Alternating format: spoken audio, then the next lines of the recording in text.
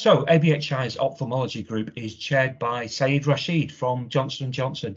Syed, I think people will be interested. Just tell us a little bit about yourself, your background, and whatever it is relevant that got you to the lofty heights of chairing this member group.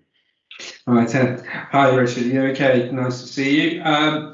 Yeah, basically, I am the Director of Market Access for J&J Surgical Vision, and also I look after sales training. It's a combined role, and I've been involved in ophthalmology for the last 7 years, and basically been the chair of this group since the beginning of this year. And the main objective of this group is to see how we can work collectively with stakeholders to try and improve patient access, at the same time to deal with the challenges that we've had with COVID, and to best represent us as an industry and try and partner and collaborate with external groups such as the medical societies and NHS organisations and patient organisations, really. So, say one thing that it continues to surprise me, I don't know why it should, is that ophthalmology is or cataract surgery is a #1 procedure in terms of volume, and it's only going to get bigger, isn't it, as we get older?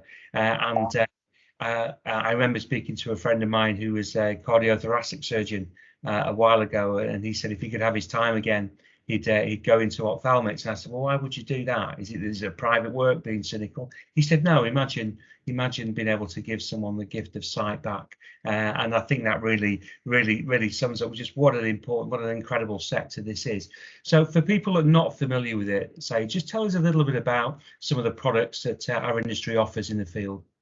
Yeah, so thank you for the question. So the best way to answer that question is the patient journey of, just take the example of cataract. So when the patient gets first diagnosed, they need equipment to be diagnosed. So, you know, our members provide the diagnostic equipment in order for that to happen. So that's the first piece. And then then it's the education and explanation that's of what's involved with the procedure. And, you know, the average age of a cataract patient is around 73 years old. So, you know, we have to, as an industry group, provide education as well, and a lot of our member companies are very involved in doing that, and in particular with the Royal College as well. So, and then in terms of products, well, we do equipment such as the phacoemulsification machines. Our members do that, as well as do some very innovative techniques of surgery as well, and equipment to support it.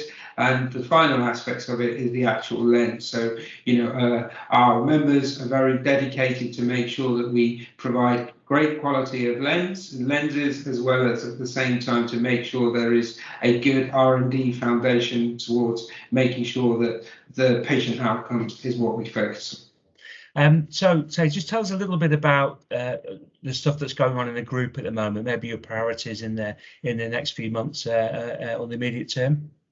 Yeah, so one of the things that we're very keen to work with our stakeholders in is actually getting back to doing the surgery such as cataract, for example. And, you know, you're most probably familiar with the Girth agenda as well, with this 10-year plan for cataract, and to try and make it more efficient, at the same time give patients more access. And so really the key for our members is to see how we can support and make this happen, really. And because we know the incredible work that the NHS colleagues have done during this pandemic, and other people have basically said this many times, but, you know, a lot of people within the ophthalmic community have had to stop and help try and work in areas to resolve the pandemic. So again, it's a tribute to